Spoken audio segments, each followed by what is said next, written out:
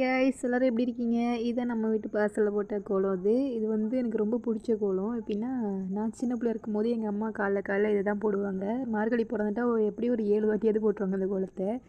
எப்படின்னா இதே ஃப்ளோவில் கொஞ்சம் கொஞ்சம் டிஃப்ரெண்ட்டாக போடுவாங்க. 22 புள்ளி இதே மாதிரி அதே பூ கோலத்தை தான் போட்டுட்ருப்பாங்க. அவங்களுக்கு ரொம்ப பிடிச்ச கோலம்னால சின்ன பிள்ளை நானும் உட்காந்து கலர் அடித்து எனக்கு அந்த கோலம் பிடிக்க ஆரம்பிச்சிட்டு நான் அதை போட்டே பார்க்கல. நானாகவே தான் போட்டு உட்காந்து கலர் அடிச்சிட்டு இருந்தேன். வழக்கம் போல் லேட்டாச்சு.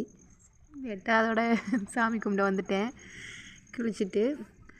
ஸோ எப்போ பார்த்தாலுமே நம்ம ஊரில் எல்லோரும் 5 மணிக்கு வந்துட்டு போயிடுறாங்க தான். அவங்களால எந்திரிக்க முடியுது, நம்மளால் எந்திரிக்க முடியலை. நானும் காலேஜ் படிக்கிற டைமில், ஸ்கூல் படிக்கிற டைம்லலாம் 5 மணி 4 மணிக்கெலாம் ஏஞ்சி கோலம் போட்டுட்டு கோயிலுக்கு போகிற ஆள் தான். இப்போ கொஞ்சம் ஒர்க்கு போகிறதுனால கொஞ்சம் பண்ண முடியலை. அப்படியே கோயிலில் சாமி கும்பிட்டு அப்படியே நெக்ஸ்ட்டு கோயிலுக்கு வந்தாச்சு. இது வந்து நம்ம ஊரில் இருக்க கோயில் தான். எனக்கு ரொம்ப பிடிச்சமான கோயில். நான் சின்ன கோயிலில் நிறைய வாட்டி வந்துட்டு போகிற கோயில் இது இந்த கோயில் தான். எப்படின்னா இங்கே ஒரு பாட்டி இருப்பாங்க. அந்த பாட்டி தான் எல்லாமே பூஜை செய்வாங்க. அவங்க இன்னைக்கு நான் போனப்போ பார்க்கல. நான் இந்த கோயிலுக்கு பக்கத்தில் தான் இருக்குது. ஆனால் 1 வருஷம் ஆகுது போய். நான் டைமே எனக்கு சுத்தமாக கிடைக்கிறதில்ல. லீவில் இருக்க போய் போகிறதில்ல. காலையில் மார்கழியில் திறந்து தான் இருக்கும். நான் இன்றைக்கி தான் போய் பார்க்கலான்ட்டு வந்தேன். பக்கத்தில் ஒரு பெரிய மரம் இருக்கும். அதுதான் இங்கே லேண்ட்மார்க்கு. ஆனால் இந்த கோயில் ஏன் சின்னதாக இருக்குது, நான் சின்ன பிள்ளையா இருக்கும்போது கேட்டுட்டேன். அதுக்கு அந்த பாட்டி சொன்னாங்க, ஏரி பிரகரையில் வாழ்கிறவ ஏழை முத்து மாதிரி அப்படின்னாங்க, பேருக்கு ஏற்ற மாதிரி.